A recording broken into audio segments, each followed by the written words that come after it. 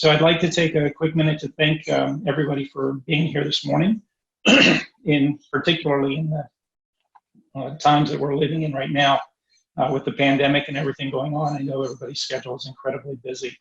And so thank you for being here, and thank you for putting yourselves out here for this presidential campaign.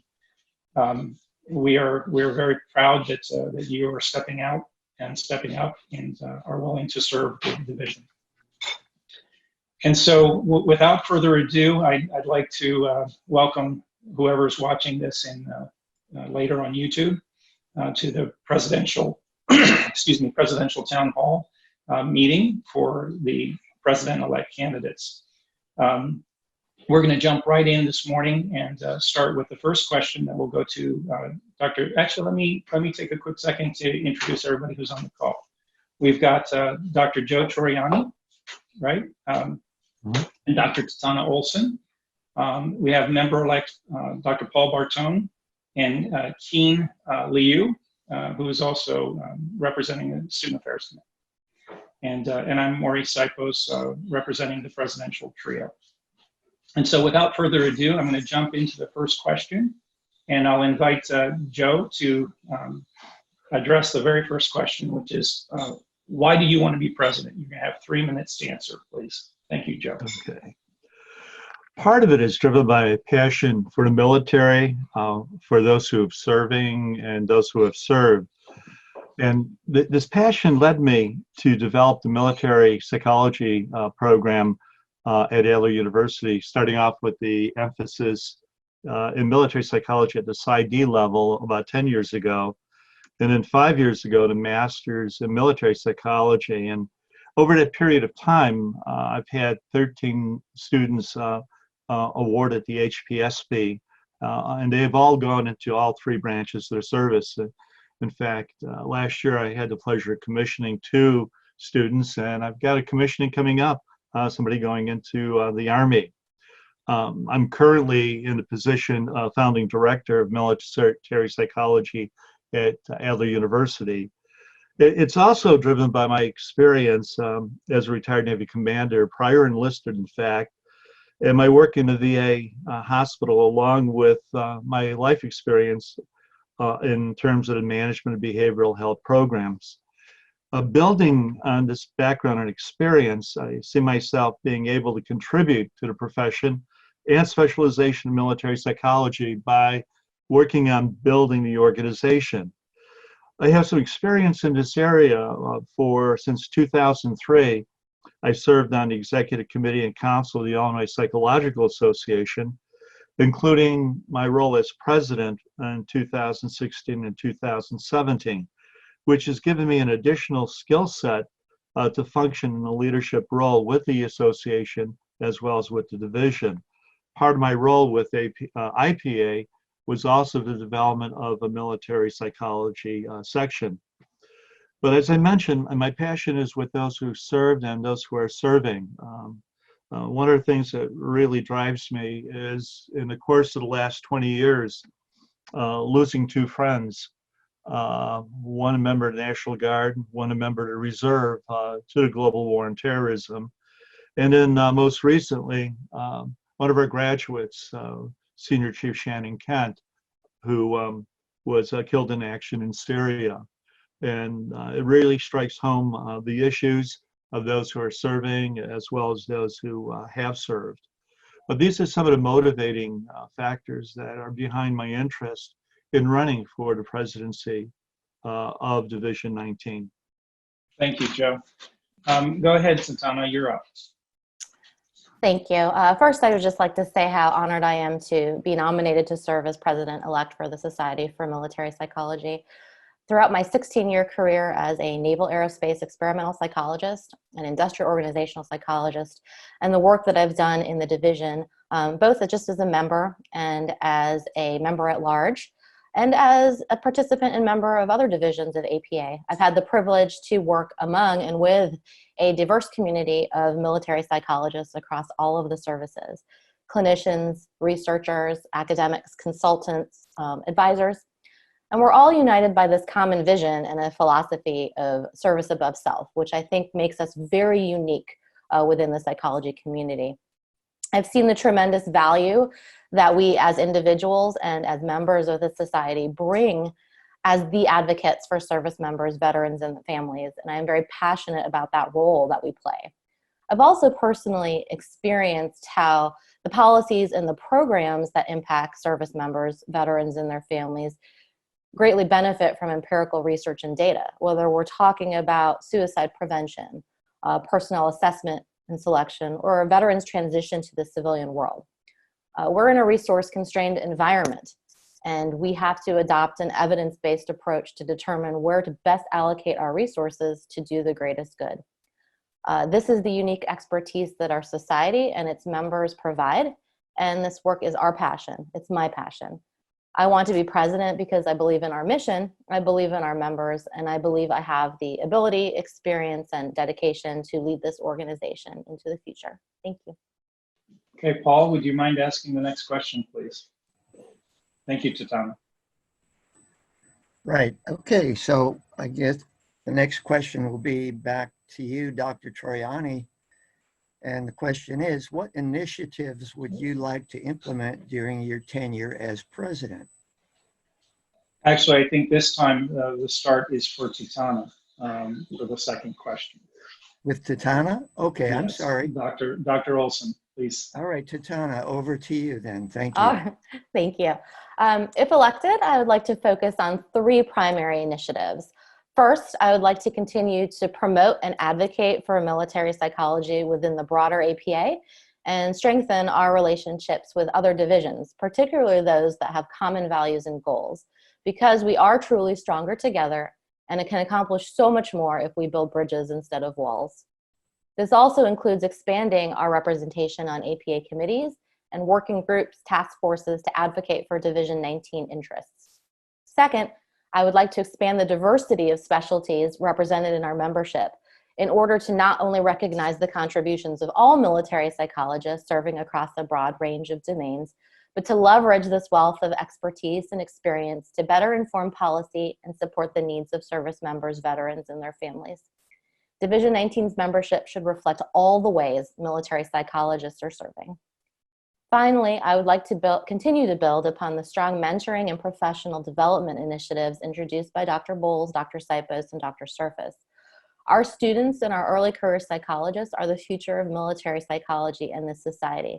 It's our obligation to help them develop as leaders, provide them with opportunities to shape the future of the society, and ensure their voices and ideas are heard as well. Thank you. All right. Thank you, Dr. Olson. Dr. Troiani, same question is for you. What initiatives would you like to implement during your tenure as president? Good. Well, first of all, building off of the success of the 2019 Regional Research Symposia, I would continue with and further expand them. This also provides an opportunity to explore the use of the virtual RSS and the development of continuing education programs. Secondly, I look at the development of the think tanks, such as the Think Tank of Moral Injury and the Academic Think Tank, which also holds the promise of engaging the membership of the division and contributing to the visibility of Division 19. A third initiative would be the development of military psychology courses and curriculum at the undergraduate, graduate, and doctoral level. For a profession that has a significant presence in terms of numbers, both within the VA system, within the military, both on the uniform and civilian side, there's very little out there in terms of specific coursework and curriculum to develop one's background in the area of military psychology, which was also one of the motivators for the development of the military psychology emphasis within a doctorate program. I would also look at the development of a military psychology, crisis response group within the division. that can immediately respond to such events like the event that we're currently experiencing with the COVID-19 virus, or even the rollout of the Hoffman report. This is something that we did with the Illinois Psychological Association as issues came up that were pretty controversial, one of which was prescription privileging in Illinois, which we were able to achieve 4 years ago. In fact, we're in the process of rolling out the first group of trained prescribing psychologists. Also, an initiative that would define military cultural competency for the profession, as well as the field for behavioral health. This is something that I see significantly lacking in individuals who go into working into the VA systems, or individuals coming into the military, being it civilian as well as uniform. But it also ties into my idea of, again, looking at what would be a curriculum for military psychologists. Thank you. Okay, thank you. So now we're going to move on to the next question. And this question, you'll each have 2 minutes to answer this one. And Dr. Troiani, you'll go first on this one. So the question is, what is your strategic vision for Division 19 over the next few years? I've got 5 points that I've contemplated when I think in terms of developing a strategic vision. One would be achieving financial sustainability of the division. And this would be done by the development of various revenue streams. One, of course, that comes to mind would be the development of a continuing education program. Second item would be put in place an ongoing strategic planning process with a 5-year cycle. This is something that back in 2005 we did with IPA, and we developed a 1-year planning process, a 5-year cycle, with an annual revisiting of the strategic plan to help us stay the course. I would be looking at also a third objective of increasing the visibility of the division, but within the profession of psychology, the behavioral health professions, as well as the general public. A fourth one would be looking at the branding and messaging of military psychology for all those above groups that I've mentioned. And I think it's important to promote the rich history of the division and its contributions to the field of psychology. Military psychology has an extremely rich history. And the more I've read about it or looked at the material going back to World War I, looking at the role of psychology with the OSS, it's just a fascinating history. And often students remark that they didn't realize how significant of a role that the profession had. Thank you. Thank you, Dr. Troiani. Dr. Olson, you also have 2 minutes to answer the same question. What is your strategic vision for Division 19 for the coming years? Thank you. Our society has really benefited from extraordinary leadership over the past several years, and it's really building upon the shoulders of these giants. So as a member of LARGE, I had the privilege of being able to work on the strategic planning committee for the division over the past couple of years, and really help to define where we see the organization going within the next 5 to 10 years, and solidifying what we think are our core capabilities, the areas that we need to focus on, and what our core values are. And I think that is really one of the most important components of a strategic vision, to make sure that we have a clear identity for both the division as a whole and the roles that the various members play. So I would have to say that my strategic vision for the next few years is really not so different from our current vision, because of the strength of the society in its current form. I would like Division 19 to be recognized as the premier organization for military psychologists, regardless of individual specialties, where our members feel valued and supported, have opportunities for growth and development, and actively advance the science and evidence-based practice of psychology in the military to enhance the health, well-being, and performance of the populations that we serve.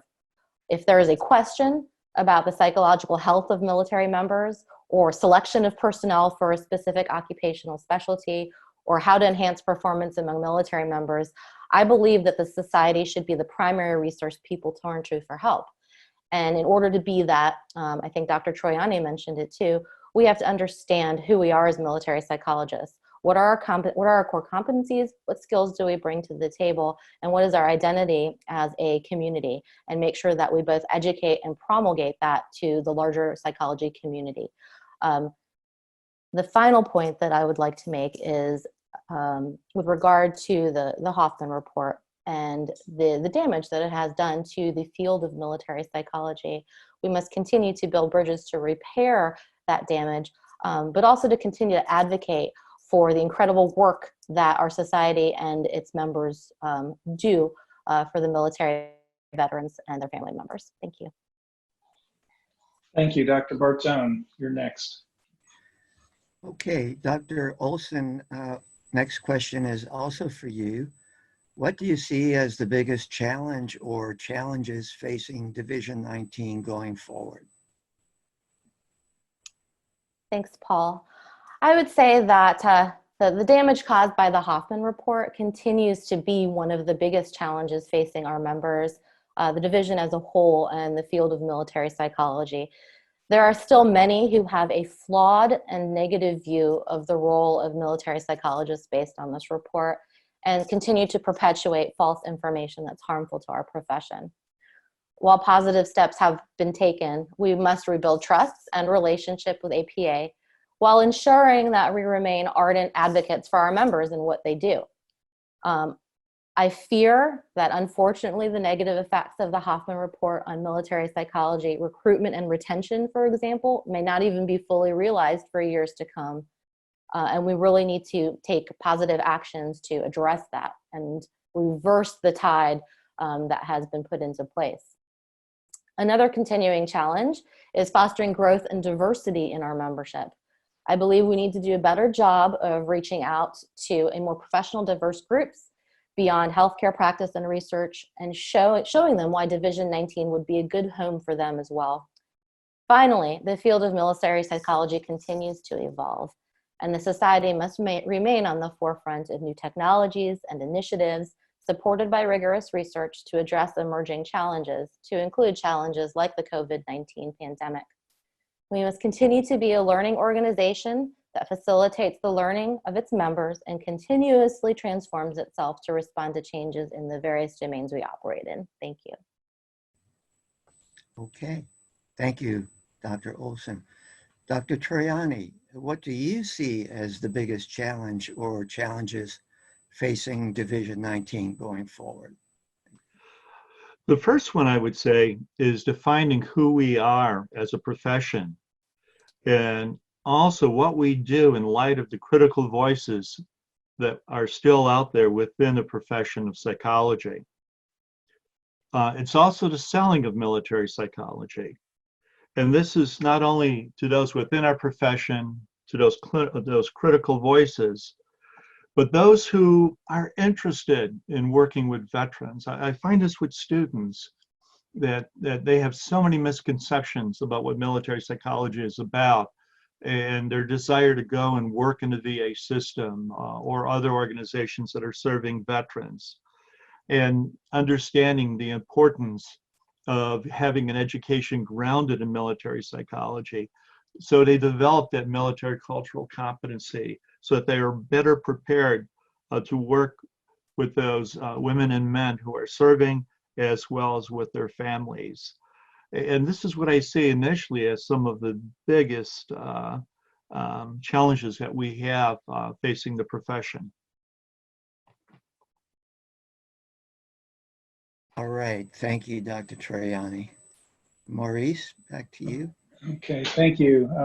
Dr. Troiani, you're up first for this, this question, and this is also a 2-minute question.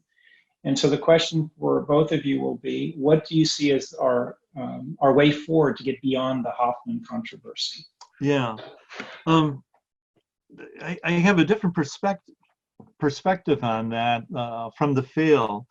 I believe that the profession of psychology has moved beyond the controversy.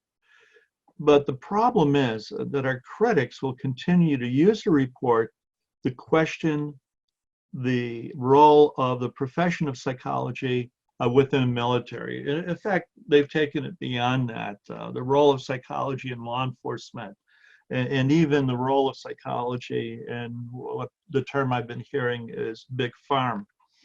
In the state of Illinois, after the Hoffman report came out, I was the president of the IPA, and the criticisms were far and wide. In fact, we looked at it possibly derailing us having a military psychology section within IPA. And what we wound up doing is we wound up having a town hall as part of our annual convention for IPA. And we had advocates, we had critics, but everyone walked away having a better understanding of what military psychology is, what it does, and a deeper understanding of what in fact transpired with harsh interrogations that in fact took place. We had a couple of psychologists who were veterans that talked about their role in the military. So I think this is one of the major obstacles that we've made good headway overcoming, and we'll continue to have it thrown back at us. Thank you, Dr. Troiani. Dr. Olson, you're up next. Same question. What do you see as our way forward to get beyond the Hoffman controversy? Thank you. I think Dr. Troiani really hit the nail on the head with this one. Beyond the report itself is really where I think the continuing negative ripple effects occur, especially for people who don't have a lot of exposure to military psychology, may not understand what military psychologists do. They can be very easily influenced by the language that continues to persist surrounding the Hoffman report. And I think that we need to be continue to be very proactive in terms of showing who we are and what we do, as opposed to defending what we aren't and what we've been accused of doing. So, and I think the way that we do that is to continue to build bridges with various entities, both within APA and outside. Trust is essential to any relationship, and we've got to continue to rebuild that mutual trust through discussion and engagement, and a focus on areas where the division's interests are aligned with APA's interests. And there are many of those. And I think that the continued focus on the Hoffman report has led us away from understanding those various areas where both our division, APA, and the other divisions have common interests and goals. At the same time, however, I think we do have to continue to take actions that strongly advocate for and protect the division and its members from the continued negative fallout. And in some ways, still hold APA accountable for its actions, because they represent us as well. And I don't believe that we've necessarily gotten a fair shake. As stated in the April 2019 letter from the division's presidential trio to the APA Board of Directors, true reconciliation cannot proceed without resolution of the issues addressed in the letter. We must continue to work with APA to develop a reconciliation plan that addresses the division's concerns, outline the path forward that honors and respects the contribution of military psychologists within the larger psychology community, while just continuing to do what we do as a division and what our members do every day, which is practice military psychology with strong values and a strong code of ethics to ensure that people really do understand what the role of military psychologists is, not based on just what they're reading from this report. Thank you. Thank you, Dr. Olson. Paul, over to you. Yes, thank you very much indeed, Dr. Olson. Now, are there any final comments that you would like to make before we close up? First, I would just like to say thank you to everybody who put this together. Keen, thank you for your technology support. Maurice and Paul, I really appreciate you putting this town hall together. It's been a pleasure to also participate in this with Dr. Troiani. I admire all of the incredible work that he has done over the years in support of military psychology. It's great to be among your company, sir. And I would just like to say thank you for the opportunity to share my thoughts and ideas. It's a tremendous honor and privilege to be nominated for the position of president-elect. I have served in the Society for Military Psychology for a number of years now, and it is a wonderful organization, and there are wonderful people that are doing great things. I look forward to the opportunity to serve the division and its members further, be a strong advocate for military psychology and the populations that we support, and ensure that society remains strong and vibrant moving forward. Thank you all for your time today. Thank you. Oops, I just muted myself. Thank you, Tatana. Dr. Troiani, any final comments that you would like to make? Again, I appreciate having the opportunity to share with all of you my ideas, some of my thoughts on becoming president if elected to Division 19, the Society for Military Psychology. I also wanted to mention that if elected, contemplating my position here in the Midwest, if elected, I would also make a point of committing to travel to Washington, D.C. at my own expense on a bi-monthly basis to advocate within a division. Having drilled in Washington, D.C. as part of my military assignment for 12 years, I understand how much takes place. And if you're going to be a force of change, you have to be in the ring, as they say. I also wanted to mention that I talked about some of my interests. Some of the things that I would look at also exploring in a role of presidency is my interest in the role of psychology with national security, as well as the role of military psychology with operational psychology. And these are interests I haven't really thought through much in terms of how that would fit in, but I think that would also be an important dimension in the future of military psychology. Again, I appreciate the nomination. I thank all of you for being here. I appreciate having the opportunity to speak at this forum. And I look forward to many years ahead working with the division and promoting military psychology in no matter what role I'm in. So thank you guys very much. Thank you, Joe, very much indeed. So again, thank you, Dr. Joe Troiani and Dr. Tatana Olson for sharing your thoughts and motivations for wanting to continue to serve the division.